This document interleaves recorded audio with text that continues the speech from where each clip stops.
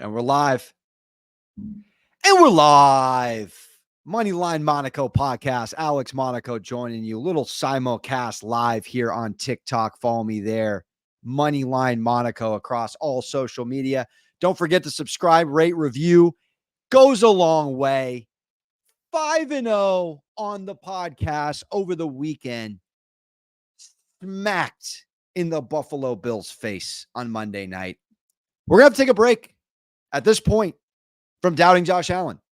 But we focus and put all of our attention towards the MetLife pre-game breakdown. I was at MetLife last Thursday. I'm flirting with going again. I just met Cowboys at the New York Football Giants.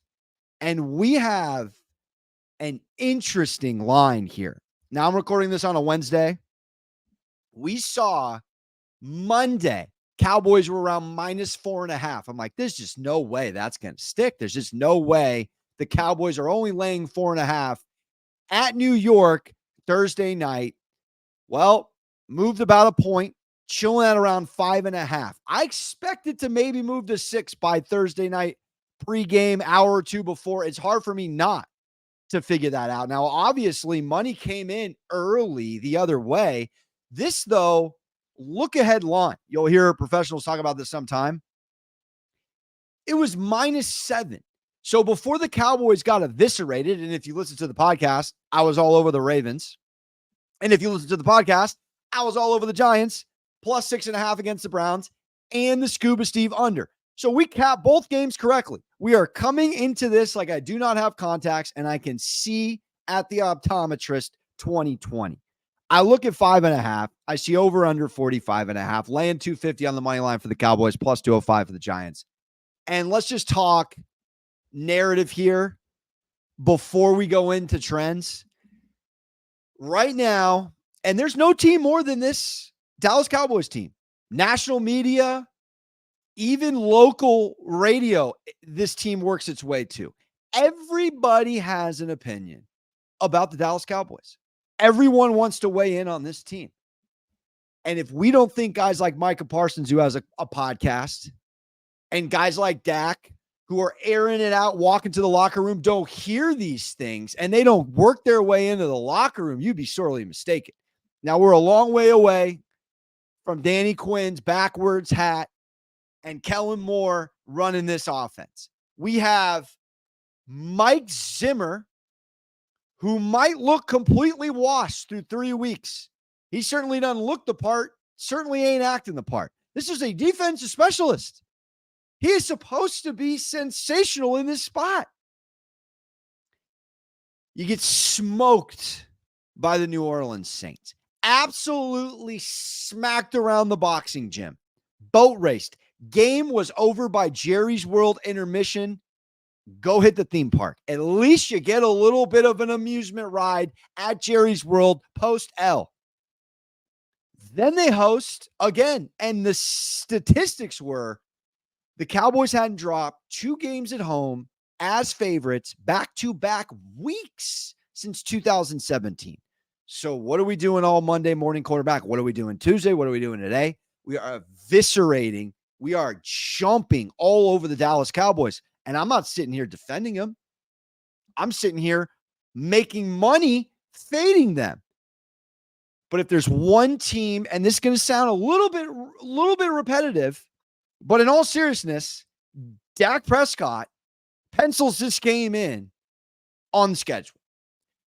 Do we remember what the score was last year in not one New York Football Giants game? 2. I'm going to be careful with my words here. I'm in a New York market.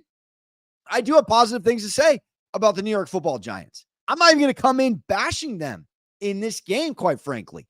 This is all about what Dallas has not been doing the last 2 weeks, what Dallas is getting completely checked with, and what I think we otherwise are getting a little bit, at least of a point of value. Now, again, in betting, you got key numbers, and you're crossing 6 and you're crossing 7. And I know we live in a 2-point conversion, not always going for the field goal betting world now, but 5.5 for a team that beat the Giants at New York 40-0. last year and came back to Jerry's World in November and beat them 49-17. 89 Dallas Cowboy points against the New York Football Giants and 2 Costco samples. Now let's just go to the numbers because I do have to at least lay it out. As we know, the narrative is Cowboys abysmal on defense, can't stop anybody. Do we remember that the New York Giants are averaging 15 points a game through 3 weeks? Let me triple check. I'm pretty sure the New York Football Giants are a bottom 5. No, I know for a fact they're bottom 5 offense through 3 weeks of football.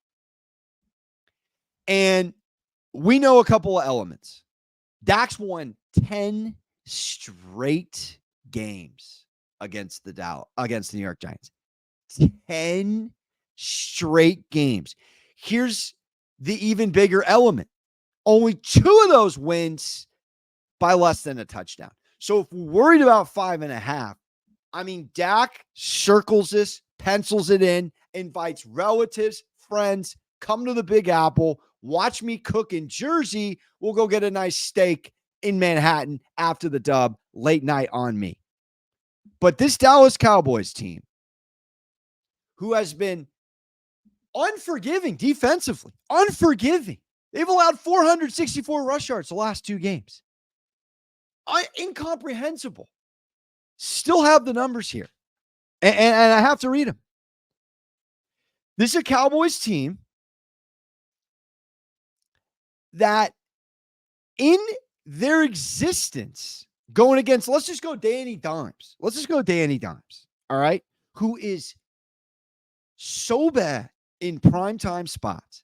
This man is 1-13 straight up in primetime football. He is 5-9 against the spread in his career. At nighttime primetime spots, 0-6 straight up in the evening. 0-6. Prescott has covered 5 of the last 6 games at MetLife. Covered. Forget the 10 wins in a row I just rattled off. Covered. 6 straight, not lost in MetLife since 2016. This is his most profitable opponent. Straight up against the spread. Now, Giants games, I'm reading this. 1 through 3, 15 points per. Giants games averaging around 36. And they're going against, right now, we'll own it, the 3rd worst defense, at least by statistics, in the NFL right now. The Dallas Cowboys are giving up 29.7 points per game. They're 28th in yards per game. And they're last in red zone defense.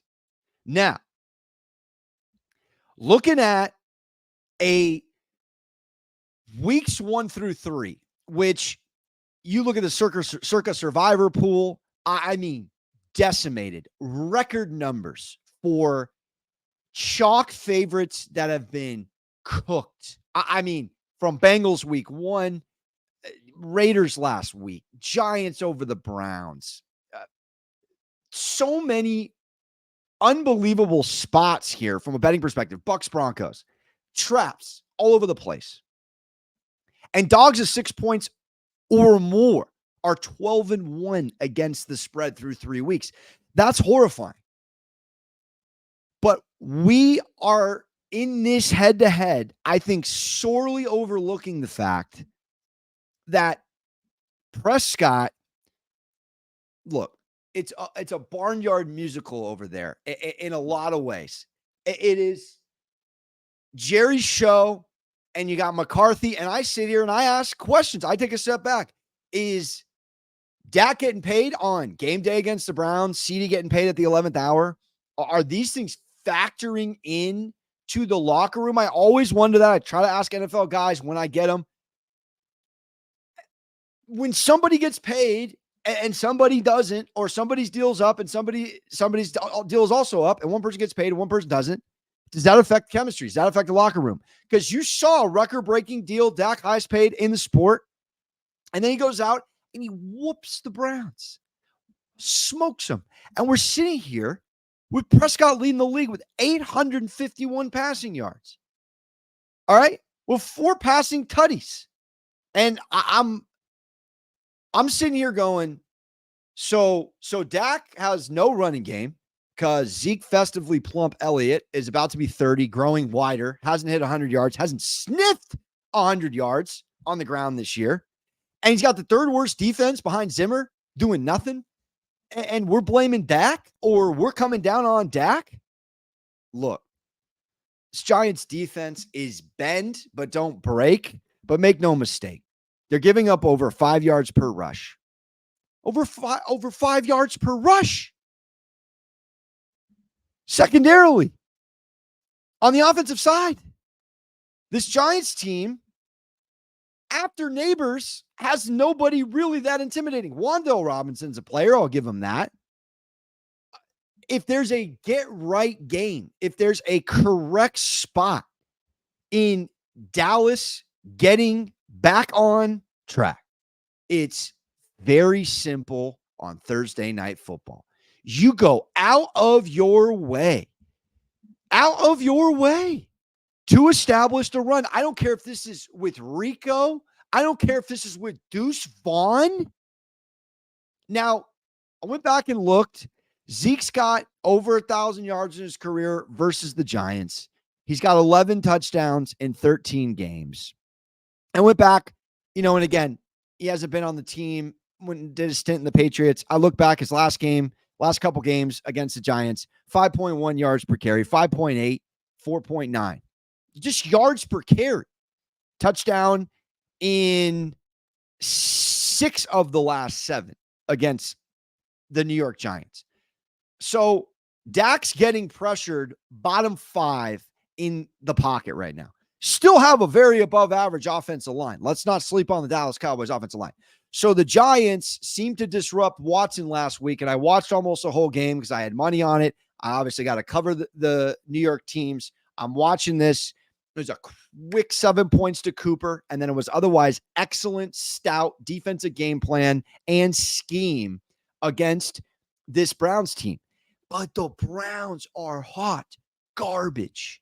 The Browns are making the Jaguars look serviceable. I mean, that was 18-13, and Josh Allen wrapped them up to go by Broadway intermission on national television. And the Jags, who looked lethargic to start the game against the Browns, almost came back and stole one.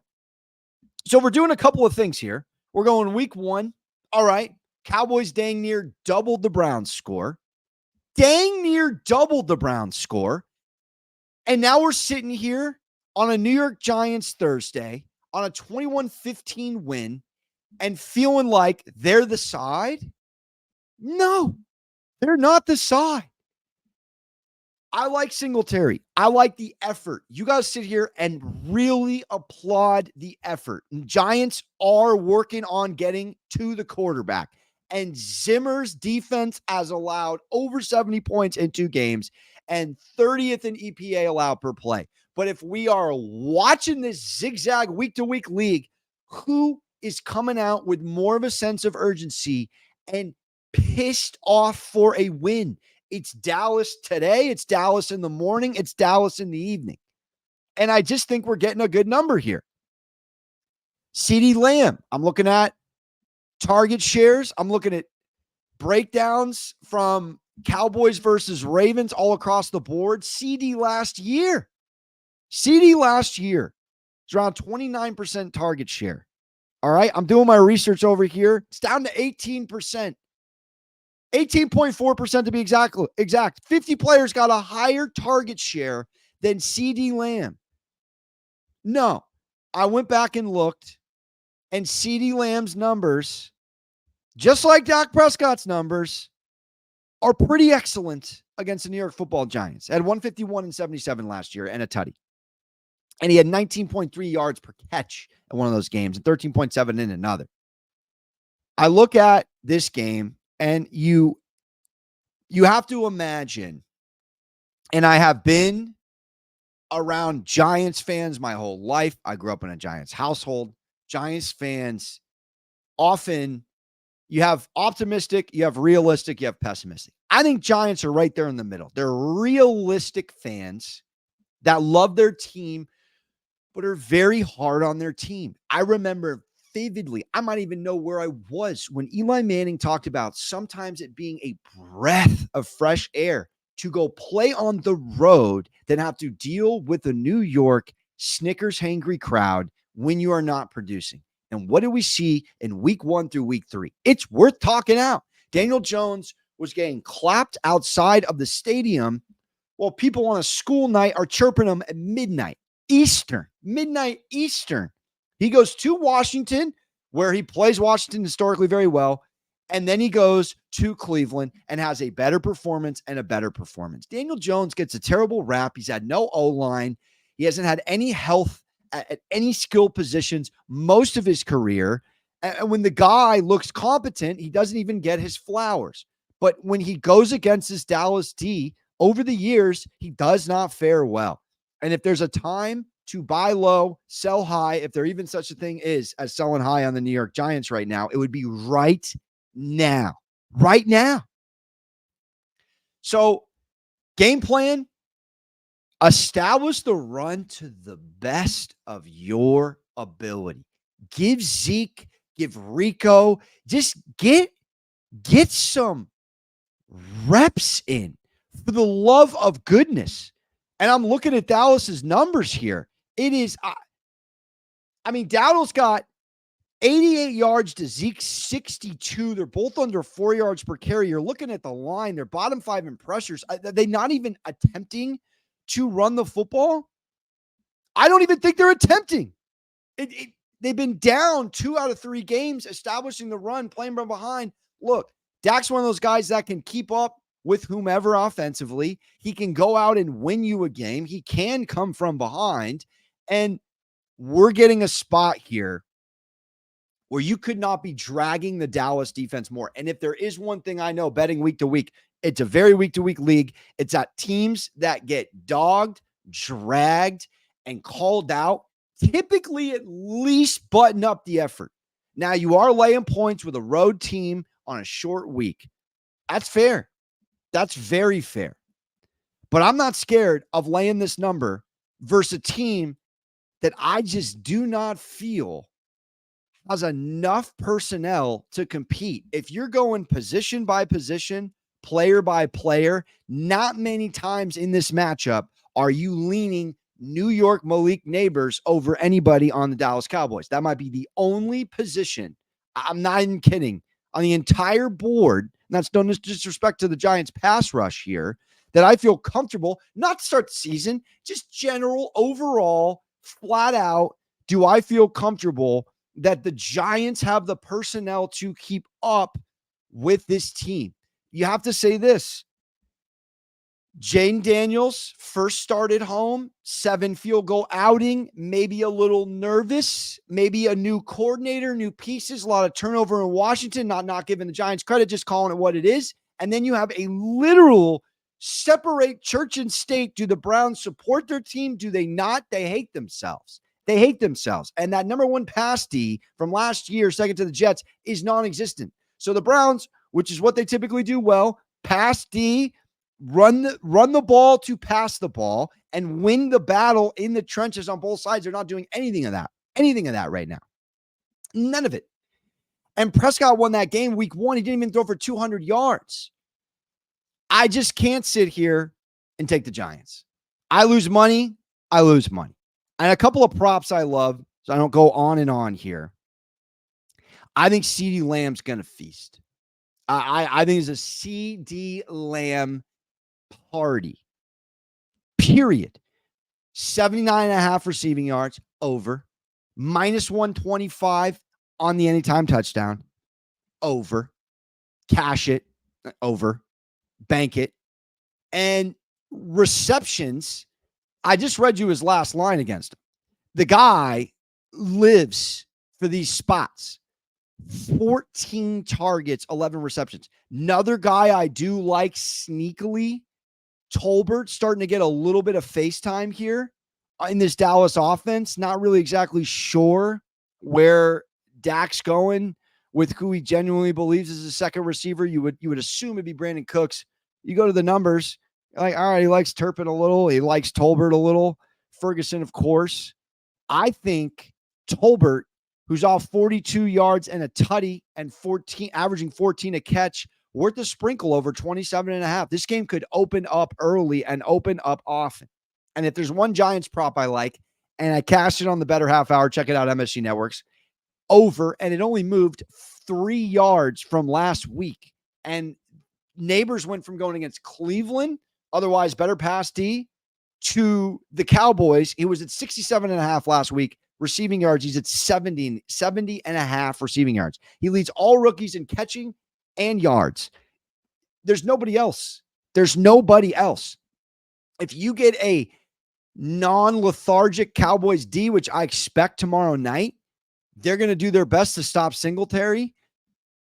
This is going to be no other option than to chuck it to Malik and hope Neighbors on a cul-de-sac cooks.